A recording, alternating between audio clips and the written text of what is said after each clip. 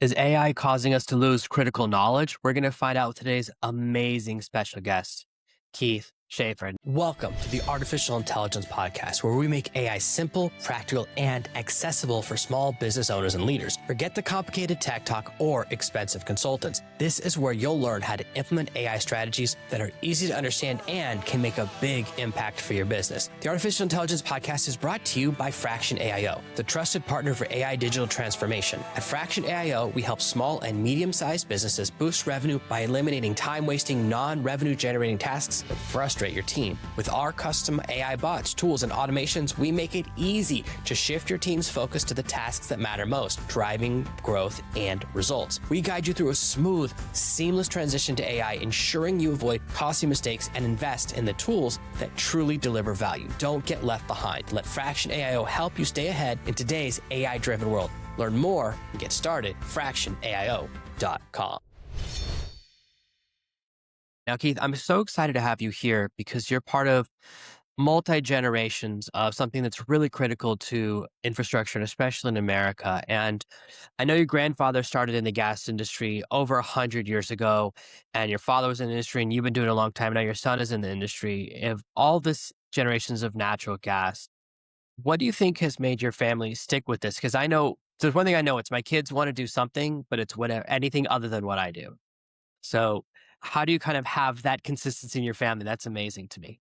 Well, I like I said, I grew up with on the pipeline with my dad. Me and my brother, we'd always be with dad when he could take us out on the right of way where they's laying pipe across the hills, and I always thought that was interesting and loved to see be out there in the outside working and enjoying the environment and seeing that done, and knowing that the natural gas business has always been a steady business.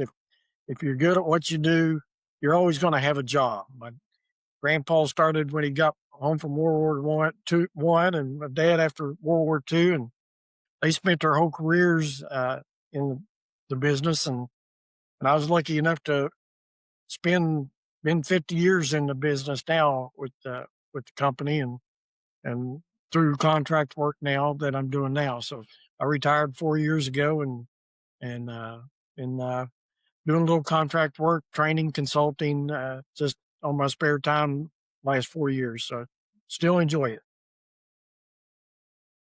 Now, when you started out, all of the calculations were done on paper with paper and pencil. And I think that we have started to move away from trusting our ability to do math in our heads. And then it was calculators. And now it's having an AI do the math for you. And we're kind of shifting away. And this is kind of how I feel like I know how to read a map. Whereas like people 5 years younger than me have never even seen a map because they've grown up with GPS. And first time I used GPS, it told me to drive off. It literally told me to drive off the side of a bridge. And I was like, I don't think I'm going to trust you. So I have like this paranoia about it, but we move to newer and newer tools and we kind of forget that foundational thing. And how are you able to have like trust in your calculations, or what do you think is happening where people are shifting away from like trusting their own ability to do math in their heads? Like even now at a lot of places, you can't even make your own change. Like it figures out the change for you. Yeah, I feel lucky to get started in this business when we still had that. A lot of the new guys coming on now, they'd never seen that. My 50 years has been in compressor reliability work, and we use a lot of test equipment and things that I was teaching a class last week, and we was just talking about before. I used to use the analog oscilloscopes, and the guys that I'm training never even heard of an analog oscilloscope, much less use one. And now everything from the 90s, late 90s up is all digital equipment, and there's some great advantages to it and there's some disadvantages to it. So there's you give up some things to make it easier and faster and easier to use when you go to some of the new technologies. But after you do without it for so long, you don't know that you missed it. And I can still talk about some things that we used to be able to do with analog that digital is just now catching up to.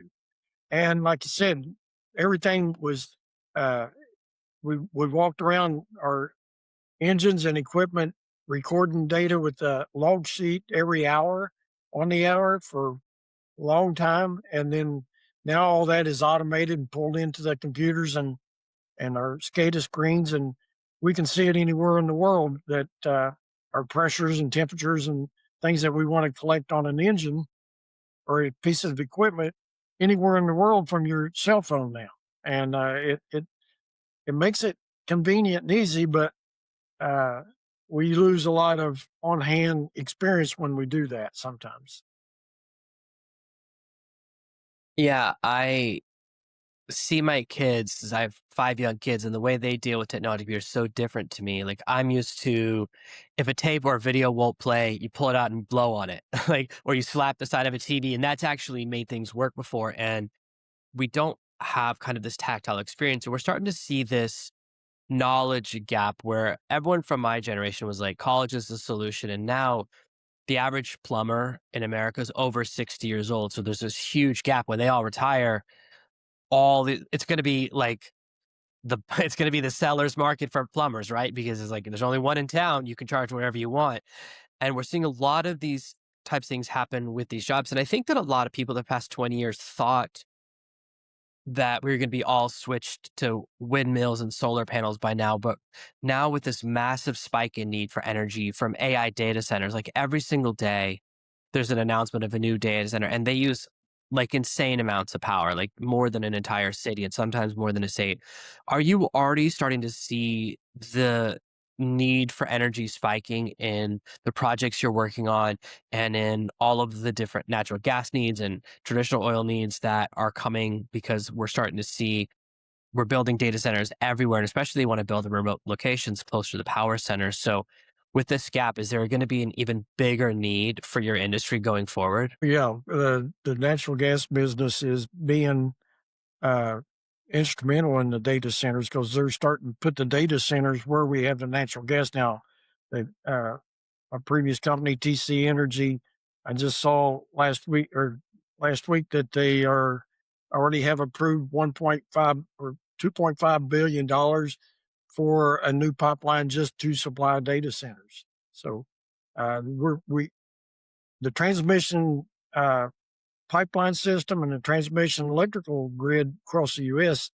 has got to be upgraded because it we don't have all the energy where they want it, and that's how you. It takes a lot of infrastructure to get it there. We can put in where we can get the gas in the shale regions in Ohio, Pennsylvania, West Virginia, Texas, but we still got to get that to the sources, and that's laying a lot of pipelines and putting in a lot of compressor stations that is a big demand for that.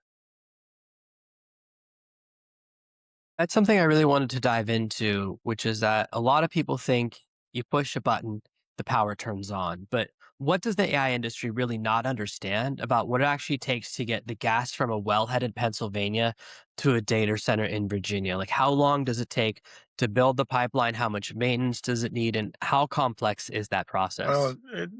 What's made it so complex a lot is the new regulations and laws with the environmental issues that we have all the time. So that's one of the biggest drawbacks of, and just getting right of ways to build these power lines or natural gas stations. So or pipelines. So the a lot of it is environmental regulations that hoops we got to jump through.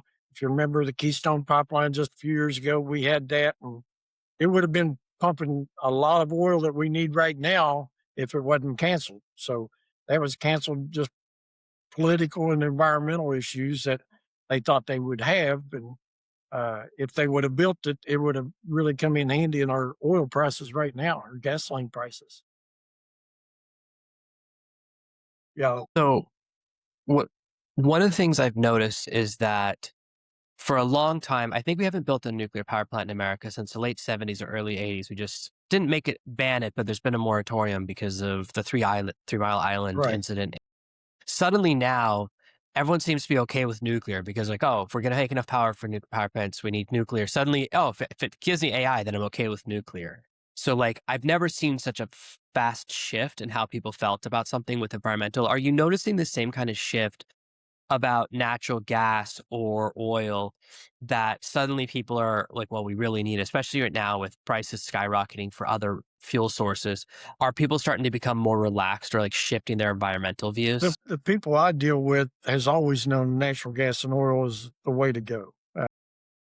Nuclear power, I've always been a fan of that if it's done right. And now the micro stations, the small nuclear facilities, I think that's got a lot of potential uh, for leading into the AI centers that's coming up. Yeah, uh, there's a lot going on with the natural gas. And like I say, it you the environmental side of it is has always been against the natural gas and oil business. But when they started looking at the biggest reduction that we've had in the U.S. on CO is because of natural gas taking the place of the coal burning power stations that they've displaced. So natural gas has replaced a lot of coal plants over the last 15 to 20 years, and that's dropped the CO in the U.S. By numbers they never even imagined a few years ago, and we're still producing more because we're using natural gas instead. Natural gas is a clean burning fuel, but it just gets a bad name because they say it's a fossil fuel and it gets in that category of oil and coal. Yeah, it seems like there's a lot of misunderstanding about how natural gas works because either you have a natural gas stove and so you're used to having a pipe to your house, which I had when I lived in Tennessee, or you imagine that it gets burned right where you drill it and then turned to electricity and sent through the wires. So people are, I think there's a pretty lack of understanding. And also, everyone tends to be like 10 or 20 years behind. Like everyone's really just now talking about fracking, which I know has been around for a long time. And you kind of mentioned, and I've heard that like it's now about horizontal drilling, like you turn down and then take a right turn to get to the natural gas or to what's down there. How is the industry changing? And why do you think there is this kind of delay between what we're doing now and what people hear about, which is from 20 or 30 years ago? Yeah, the 20 years ago when they discovered the shale, well, when they really discovered the shale plays in Ohio, Pennsylvania, West Virginia have been there for millions of years. But the trouble is drilling a mile to 2 miles deep and putting a straight hole in the ground wasn't very economical. With the invention of that horizontal drilling, now they can drill a mile deep and go out in that right hand direction for a mile, then take another hole straight down in that same hole and go another direction. So they can fan out a lot of different directions. And now they have access to a lot more natural gas that would have taken thousands of holes in the ground. But now they can do it with just one hole. And that was the technology that really got the boom going. The the fracking is the term that everybody that wanted to be against our business said was destroying the environment and having poison chemicals down the wells, and that was what they wrote on. But the whole technology was the horizontal drilling that really got the shale play moving. The fracking is something they've been doing 100 years in the oil and gas business, and you never even heard of it until it started in the natural gas business and with the shale plays. So it's a lot of hype on all of that, but the drilling, now the technology with that, we can get a lot more gas out of the ground, and then we build the infrastructure.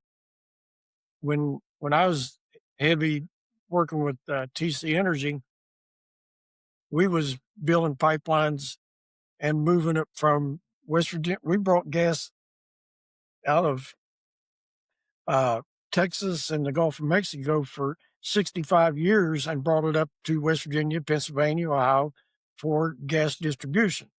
Now with the shale plays, we are now sending 3 billion cubic feet of gas a day down that pipeline going to the LNG facilities in Louisiana and Texas. That's just one pipeline.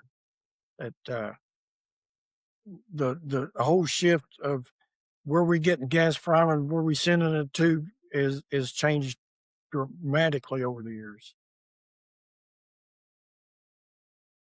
How has technology changed over your kind of journey? I've been approached by for some projects where they want to, and I know we have SCADA, which is amazing, where one person in a centralized place can watch all the different data from a bunch of centers, right? So they're watching all their wells from one location, but now they're talking about replacing that person with an AI, which always makes me nervous when I get approached by projects that are safety because AI is as cool as it is, it's not truly artificial intelligence and it doesn't know how to adapt to surprises. And if there's one thing I've learned, it's that no matter what happens, there's a surprise somewhere. And like that's kind of one of the areas that worries about me. And we're constantly thinking, let's replace everyone with AI, let's replace everyone with AI. How are you kind of seeing these shifts in your industry? And where are the good places where it's okay? And where are the places where you're a little bit hesitant, like I am?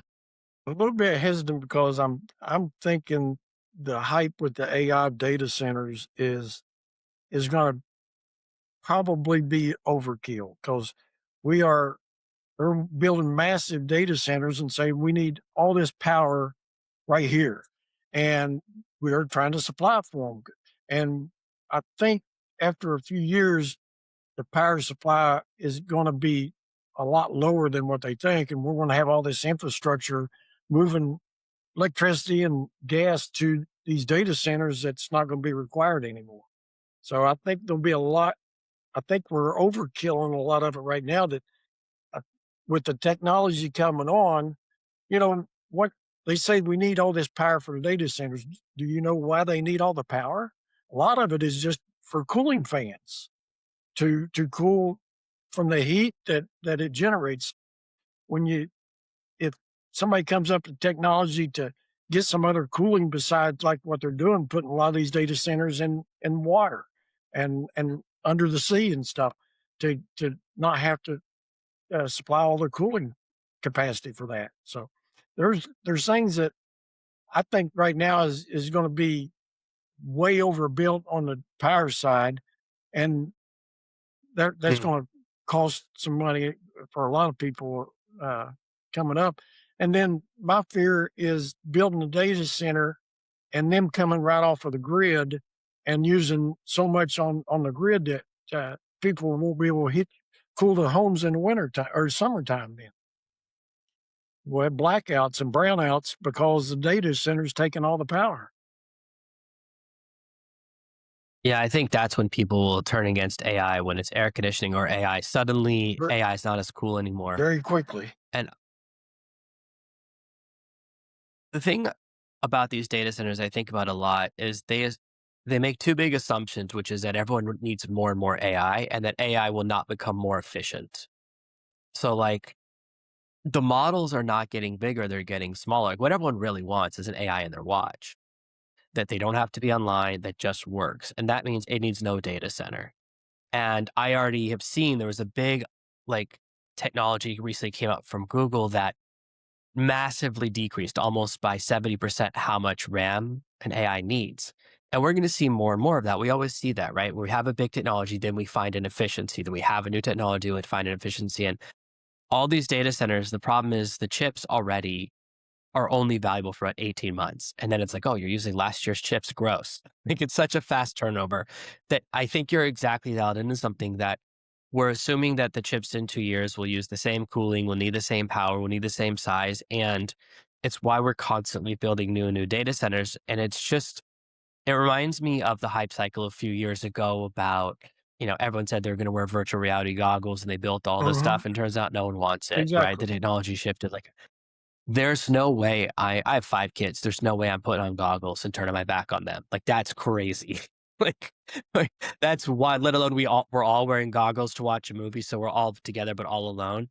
And so sometimes I do think that we get excited by this idea, and data centers, it's a great business to be in right now because everyone will give you tons and tons of money, but they all, you know, 18 months later, it's like everything we spent millions of dollars on is worthless. What do we do? And it's a constant cycle. So I think that's something that's really important is to look at more strategic and more long term. And there are some, what we're going to see is like this big spike in energy demand and then a big dip, right? We're going to have all this leftover energy. Go, oh, actually, we don't need these data centers because now it can live in your phone. Like 2 years ago, you could not put any AI in your phone. And now you put a pretty good one in there.